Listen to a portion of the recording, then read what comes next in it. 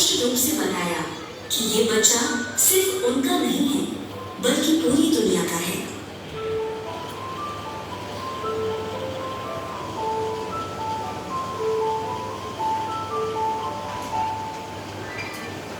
गुरुजी ने अपना प्रारंभिक जीवन डुगरी के आसपास ही बिताया। गुरुजी ने डुगरी प्राइमरी स्कूल और गवर्नमेंट हाई स्कूल में शिक्षा प्राप्त की। उन्होंने गवर्नमेंट कॉलेज मलेरकोटला से स्नातक किया। गुरुजी ने अंग्रेजी और अर्थशास्त्र में 2 बार एमए किया था। वे धारा प्रवाह अंग्रेजी बोलते थे और उनकी लिखावट बहुत सुंदर थी। लोग कहते हैं कि उनमें बचपन से ही आध्यात्मिकता की एक चिंगारी थी। उस चिंगारी को पूर्ण रूप से दीप बनने में ज्यादा वक्त नहीं लगा। धीरे धीरे जिस तरह गुरुजी बड़े हो रहे थे, ठीक उसी तरह माता जी की श्रद्धा अपने बच्चों में बढ़ रही थी और इसी प्रकार माता जी ने उन्हें गुरुजी के नाम से संबोधित किया, एक ऐसा नाम जो दूर दूर तक भक्तों के दिल में गूंजता है।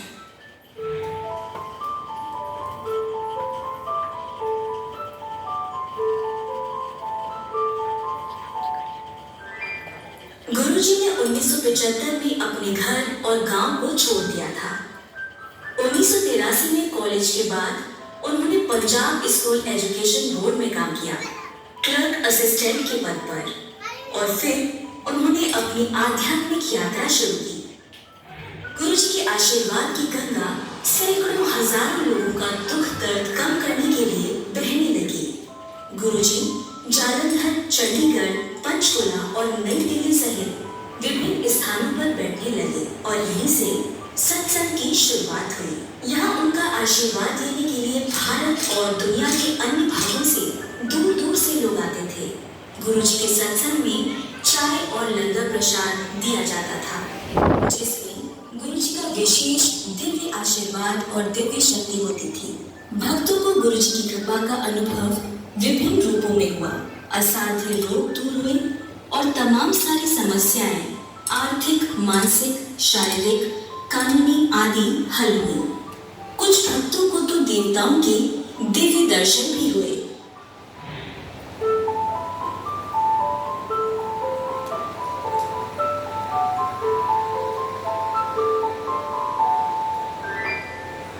गुरुजी स्वयं भगवान शिव के अवतार हैं और उनमें से एक दिव्य खुशबू उत्पन्न होती थी जो स्वर्गीय गुलाबों के समान होते थे। आज भी जब उनका भौतिक रूप हम लोगों के साथ नहीं है, तब भी ऐसी खुशबू का एहसास होता है। ये उनकी उपस्थिति का प्रमाण देता है। गुरुजी के दरवाजे सभी के लिए खुले थे, न किसी धर्म न किसी वर्ग के।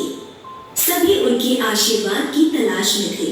राजनेता, व्यवसायी, नौकरशाह और सशस्त्र सेवाकर्मी उनके आशीर्वाद के लिए पंक्तिबद्ध होते थे। निरंतर उनके सम्मान में वृद्धि होती थी और आज भी समाज के कई बड़े बड़े चेहरे गुरुजी के आशीर्वाद के लिए बड़े मंदिर पहुंचते हैं।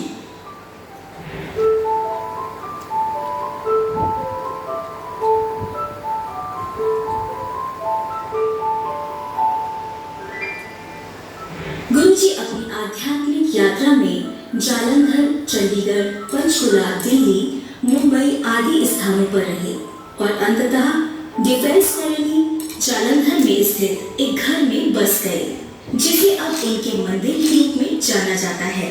वह 2002 तक दिल्ली और जालंधर के बीच यात्रा करते रहे, जब उन्होंने अंततः दिल्ली के MG रोड स्थित अंपायर स्टेट हाउस में बसने का निर्णय लिया, जिसे छोटा मंदिर के नाम से जाना जाता है।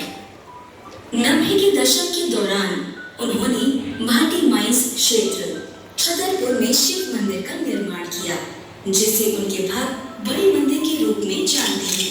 अब वहाँ उनकी समाधि स्थित है। अब हम सब इस दिव्य यात्रा के अंतिम पड़ाव तक आ चुके हैं, एक ऐसा अंत जिसकी शायद ही किसी ने कल्पना करी थी। परंतु गुरुजी हमेशा कहा करते थे कि मानव जीवन के 2 पहलू होते हैं, जीवन और मृत्यु। अगर किसी ने मानव जीवन लिया है तो उसकी मृत्यु निश्चित है, भले ही वह इंसान हो या स्वयं भगवान।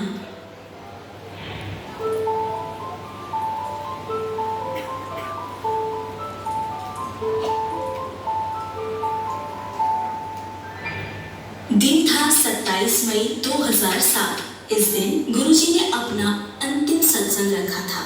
इसके कुछ दिन पहले से ही वे काफी कम सत्संग कर रहे थे और हमेशा अपनी संगत को ये बोल रहे थे कि मैं बृहस्पतिवार की पूर्णमासी को चला जाऊंगा। सब लोग इस बात को इग्नोर कर रहे थे और मजाक समझकर टाल रहे थे, परंतु उन सबको क्या पता था कि गुरुजी सत्य कह रहे थे। अगले 2 दिन 28 और 29 मई को कोई सत्संग नहीं हुआ। 30 मई को गुरुजी की बिल्कुल खास संगत को एक फोन कॉल से बड़े मंदिर बुलाया गया और जब वह 31 मई 2007 को बड़े मंदिर पहुंचे तब उन लोगों ने जो एहसास किया, जो देखा, वो शायद ही कभी भूल पाए हों। सब लोग सफेद कपड़ों में फूट फूट कर रो रहे थे और हमारे प्यारे गुरुजी आंखें बंद करे मुस्कुराते हुए एक कांच के बक्से में समाधि ले चुके थे। अगले दिन 1 जून 2007 को गुरुजी के पिता बापूजी डुगरी से बड़े मंदिर पहुंचे और उन्होंने अग्नि दहन की क्रिया शुरू करी। क्रिया करते समय पूरे बड़े मंदिर में गुलाब की खुशबू फैल गई और गुरुजी ने बड़े मंदिर को पूरी तरीके से ब्लेस कर दिया।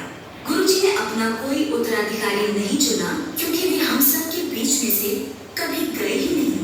भले ही उन्होंने अपना मानव शरीर जरूर त्याग दिया, परंतु आज भी वो हम सब के साथ है और अंत में वे बस इतना ही कहना चाहते हैं आप सभी संगत से कि मेरा आशीर्वाद हमेशा मेरे बच्चों के साथ रहेगा।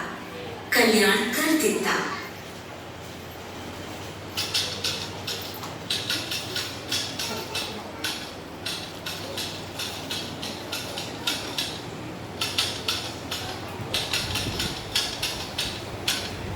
चिट्ठी न कोई